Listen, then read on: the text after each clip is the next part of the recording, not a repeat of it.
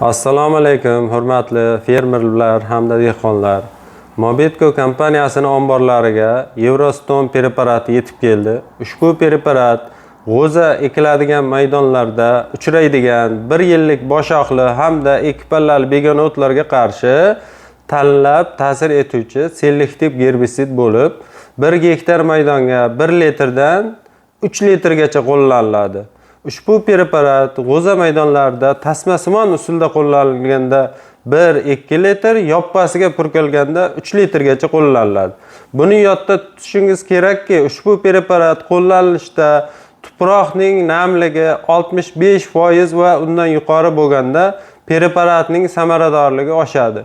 Agarda tuproqda namlik kam bo'lganda 1 gektar maydonga ishchi eritma suyuqlik miqdori 300 dan 500 litrgacha qo'llash tavsiya etiladi. O'shanday qilib ishlov berilganda preparatning biologik samaradorligi yuqori bo'ladi. Rahmat.